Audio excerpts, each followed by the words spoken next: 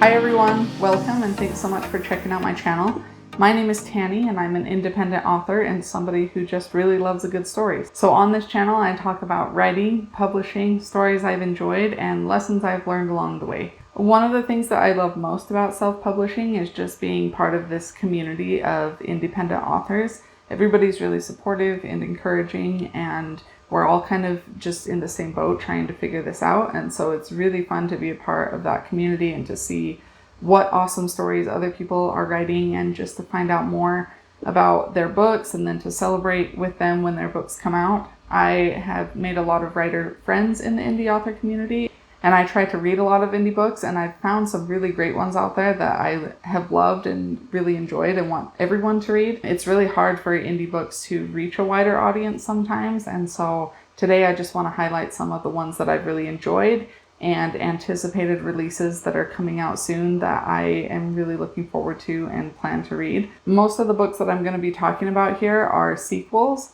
So if any of them sound interesting to you and you haven't already read the earlier books in the series, I would really encourage you to check those out. The first book that I want to talk about is Embers by E.J. Fish. So Embers is actually the 5th book in the series, but I've been reading this series for a long time, partly because E.J. Fish is actually my critique partner.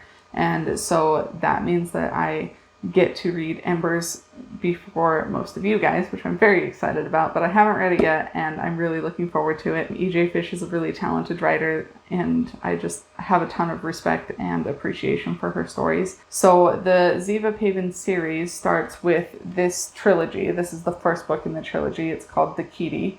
This is a science fiction series. It's kind of a space opera, military sci-fi vibe. So the major characters in the story are members of this elite police force on their planet, and their job is to, catch the bad guys and stop crime and deal with threats to the safety of their planet and things like that. And this book starts off with one of the characters, Araska, getting placed onto this new squad that he's going to be a part of, and then he finds out that the leader of that team is actually the assassin who killed his brother. Her name is Ziva, and she is pretty unlikable when we first meet her, and honestly kind of throughout the series, but that's part of what makes her so interesting. And she is just really ruthless and cold and calculating and very good at her job, not so good with other people, not so good at connecting with people and, expressing emotions and things like that. She just is very closed off and very hostile and really doesn't let anybody get too close to her.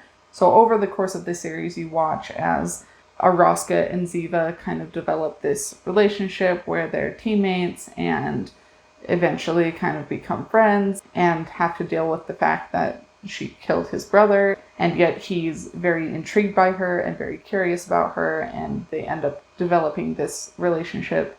It's a really good series. The character work is excellent, and just watching the relationships that develop between all of the characters really, but especially between Ziva and Araska, it's just a very nuanced relationship, and I think the author does a really good job of showing how somebody like Ziva, who is so damaged by some of the things that she's experienced in her past, and how that impacts her relationships with other people and the way that she reacts to other people, and how she is just trying to survive and protect herself the best way that she knows how, even though sometimes that's probably not the best way to handle a situation.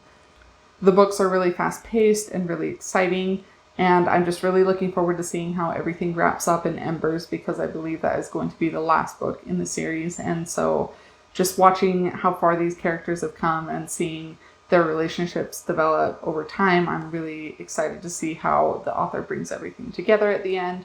Like I said, E.J. Fish is my critique partner, so I admit that I might be a little biased in favor of these books anyways, but I mean, there's a reason that I've stuck around being her critique partner for so long, and part of that is because I really believe in her stories and think that they're amazing and she's very talented. So I would really encourage you guys to go and check those out, especially if you love space opera or military sci-fi or anything like that.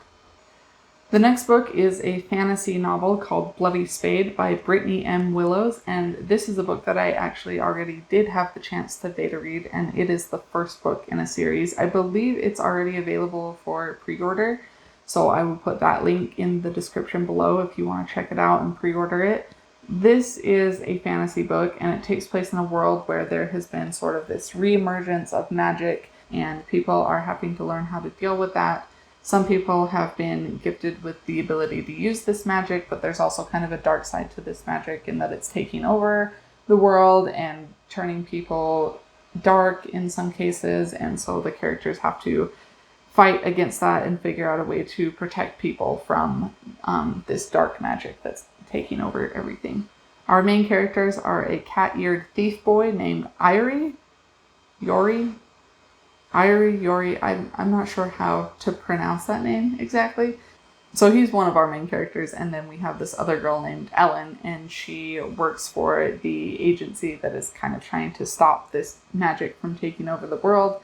And so those two meet, and Irie ends up getting drawn into this agency and kind of having to work for them because of the magic that he possesses, which is really unique. So we just get to follow them as their relationship develops and as they are trying to figure out how to stop this threat to their world.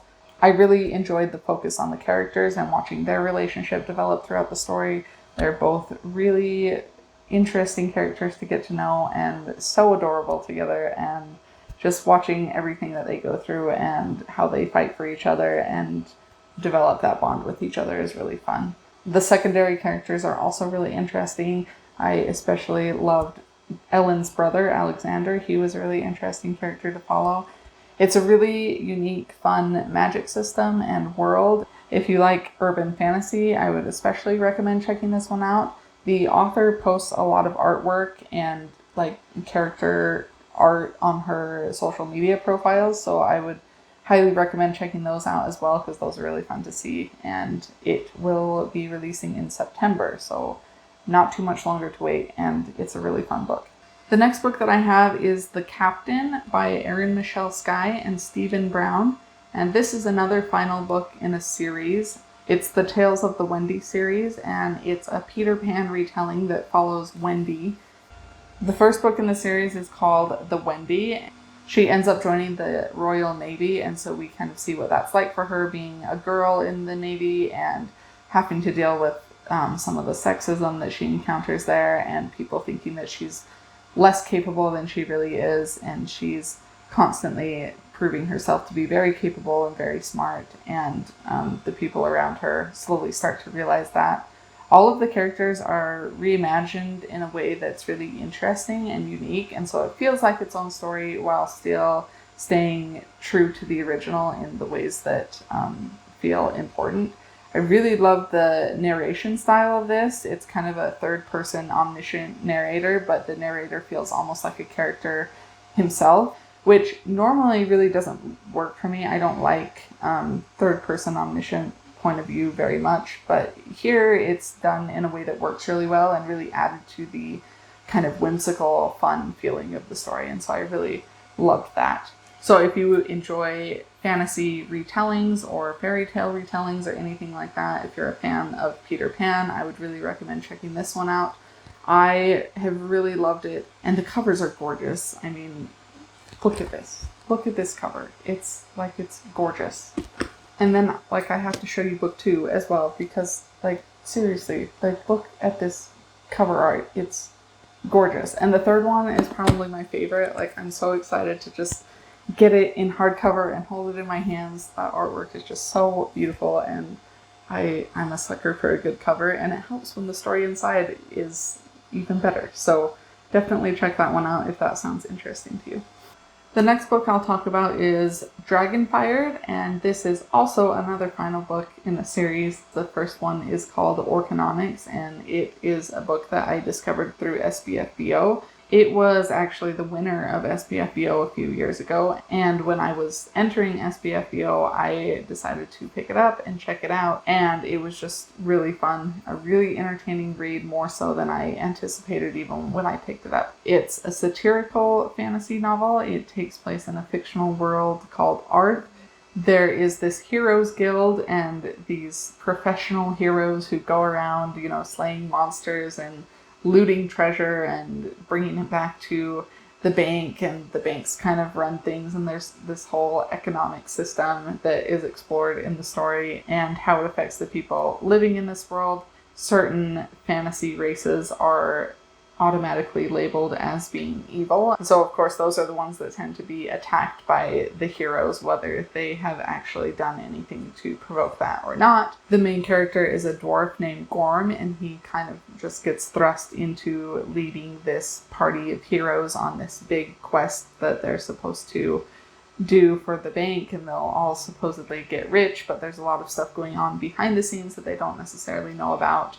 It's just very entertaining. It's funny. I can't count the number of times that I laughed while I was reading this book and smiled, and it was delightful. The second book is already out as well, and that was a really entertaining read also. So if you're looking for a fantasy book that's a little more lighthearted, a little more fun, but also still has some really good character development and interactions between characters, this is definitely a series to check out, and I'm super excited for book 3 to come out. I'm not sure when that is going to be released. There doesn't seem to be any information really specifically on a release date, but it looks like he's working on it, and hopefully it will be coming soon.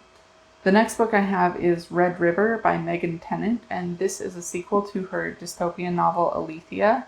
Megan has a YouTube channel as well that I will link in the description. She talks about stories and breaks down tropes and things like that, and her videos are always really fun and entertaining. But I really enjoyed this book. It takes place in a world that has just been decimated by disease and turned people into kind of zombie-like creatures. There's a city called Iris where everybody's supposed to be safe and protected, and then our main character is a girl called 736. She is a person who is known as a nameless in her society, and her job is to go out and scavenge for resources that the city needs, but she's not really treated like human. She's kind of just treated like a tool. It's been a while since I've read this, and I don't remember a ton of the plot, so I'm planning to reread it before Red River comes out, but it is available on audiobook now, which I'm really excited about, so I can listen to it there. But I do remember it just being really good, and I really enjoyed the characters, and the plot was really exciting and engaging. Some of the plot twists I really like. So if you're a fan of dystopian novels and you're looking for something new to read in that genre, I think this is a really good one to pick up. The last book I want to talk about is called Veronica Grant and the Island of Devils. And again, this is a sequel to a book that I already have read. The first one is Veronica Grant and the Lost Tomb of Golgotha. And it is kind of this Indiana Jones style treasure hunting adventure. Our main character is Morona, and she is a kick-ass adventurer who doesn't take anybody's nonsense, and she assembles this team to go and help her look for this treasure. All of her traveling companions are really interesting. She has a dog. He's fantastic. I love him.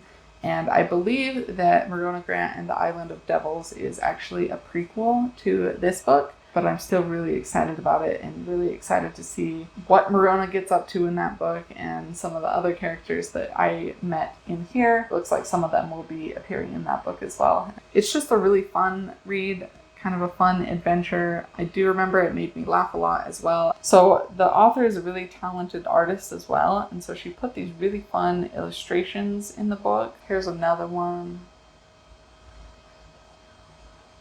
And I just really like little extra touches like that in books and things. I love illustrations. I think more adult novels need illustrations, or should have illustrations, just because it's like just extra entertaining to me. And it's really fun that the author did those herself. So I'm really excited to see some of those in Veronica Grant and the Island of Devils as well, hopefully.